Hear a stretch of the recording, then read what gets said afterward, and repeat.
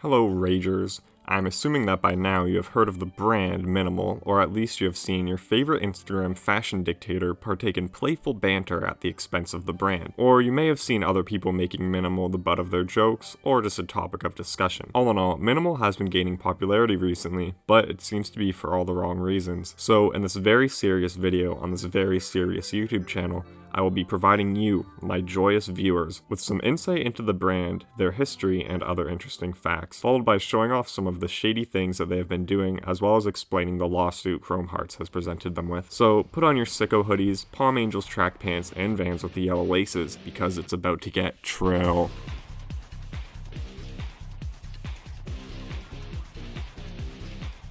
First off, in regard to the creation of the brand, mnml has acquired their name through usage of minimal creativity in their products. Okay, I had to find a way to incorporate that joke into the video somehow, but now let's get serious. Alright, so going off of the information that is readily available to me via the website's About section, as well as their public LinkedIn profiles and Instagrams, I've discovered that mnml is a relatively small company comprised of 1 to 10 employees. They also sell their products strictly online, which allows them to avoid the huge markups associated with traditional retail. Overall, it is apparent that they value providing their customer with high-quality garments at a reasonable price, which, when taking that at face value and not looking into the brand further, is a pretty respectable goal. Furthermore, mnml was founded in 2016 by Matthew Fields. Matthew has previously dabbled in the streetwear industry through founding and operating the clothing brand known as Dope in 2007. This brand experienced monumental growth up until 2014. This was actually a pretty successful brand from what I can tell. However, in 2017, Matthew decided to sell Dope. I know there's a marijuana related joke there somewhere, I can feel it. Also, Matthew was in a few Dope interviews as well. Anyway, back to mnml. It is evident that in only the short 4 years that they have been around, they have experienced substantial growth, which is evident through their Instagram account with 700k plus followers at the time of recording this.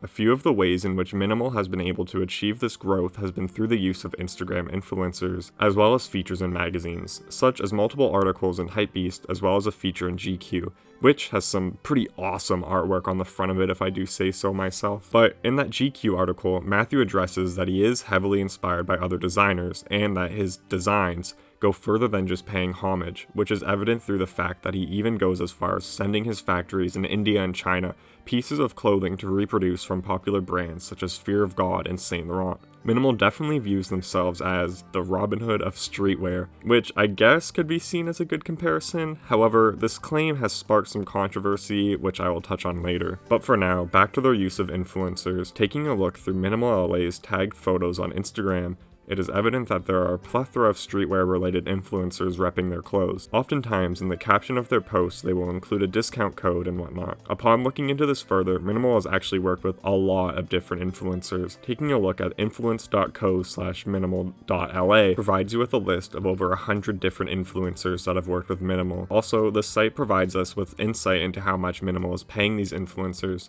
I'm not sure how accurate this is, so just take it with a grain of salt. I just thought it was interesting. All in all, mnml has been striving to deliver reasonably priced, quality johns that are heavily inspired by popular brands, which has allowed them to achieve substantial growth in regard to their Instagram and their brand as a whole. Through being featured in a handful of articles, as well as the use of influencers, the public has definitely taken notice. However, it is not all sunshine and rainbows over at mnml HQ, as they have experienced their fair share of controversy, which is what I will now be discussing.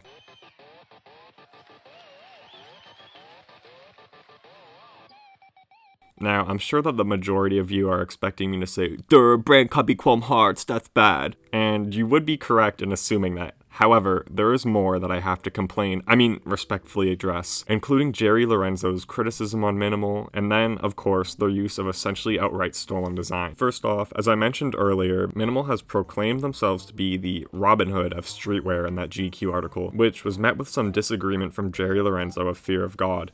Jerry has responded to that statement by stating, "I don't want to hear that they're doing some service to people who can't afford our product. If you want to do a service, give some clothes to the homeless." However, Matthew of mnml has responded to that through saying, if a student can spend $64 for a pair of quality jeans, as opposed to hundreds or even thousands to look good, I think that is a service to a degree. He went on to further state that mnml does donate to charities on occasion, as well as assuring that they are a business first and foremost, but they want to provide their customers with something of value. value. Jerry has also further vented his frustrations on social media through mocking Minimal and another brand known as Mint Crew. I want to know what you guys think about this. Who do you think was in the right in this situation? I mean, I can kind of understand where each party is coming from.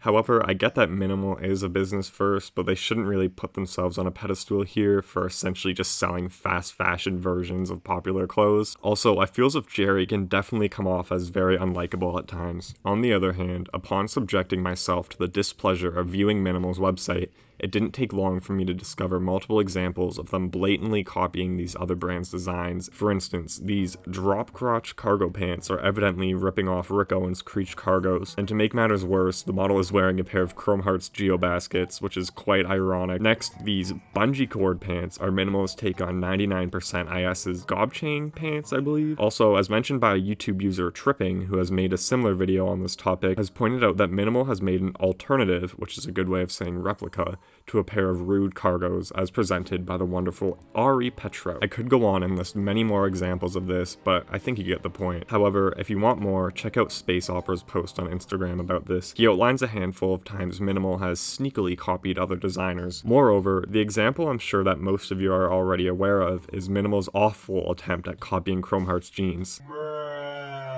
Yeah, it's pretty bad. Ultimately, this has resulted in Minimal removing the pants from their store, as well as Chrome Hearts filing a lawsuit against them on April 22nd, 2020. Through this article by The Fashion Law, it is explained that Chrome Hearts is not holding back on enforcing their trademark of their signature cross, which they have been using since the late 1980s. Chrome Hearts has stated that it has devoted substantial time, effort, and money to designing, developing, advertising, and promoting its products, spending over $1 million a year on marketing for the brand. As a result of this, Chrome Hearts has apparently sold over $1 billion worth of clothing, all of which bear one or more of the trademarks, including the cross, which has achieved widespread recognition amongst the public. Essentially, Chrome Hearts believes that Minimal has disregarded their rights to their intellectual property, which, in my opinion, this is heavily justified, as Minimal is well aware of what they are doing. As stated by Matthew of Minimal before, he admits to sometimes feeling guilty about replicating the work of popular, trend-setting brands. Back to the lawsuit, Chrome Hearts has claimed Minimal has infringed upon their trademark, as well as a false designation of origin and unfair competition. They also seek monetary damages. The lawsuit further goes on to state how Chrome Hearts is barring Minimal from continuing to manufacture, advertise, and sell the products that has infringed its trademarks. So that explains why the pants were taken down from the store. I'll link this article down below as it provides some additional info on the lawsuit, as well as trademark infringement if you're interested in reading more on this situation. Overall, as this lawsuit has only just recently been filed, there are still many developments occurring, and I am interested to see where it goes. I recognize that this isn't the first time that a fast fashion company has done some shady stuff in regard to stealing or copying aspects from different brands, and I'm sure it won't be the last time. I am also by no means a legal expert or anything, so take my opinion with a grain of salt, but I hope that if Chrome Hearts is successful with this lawsuit, that they are able to set some kind of precedent in the industry. I am glad that they are enforcing their trademark, and I feel as if this was long overdue. Anyway, I'll link a website that has updates on the case below if you're interested in following up on the situation.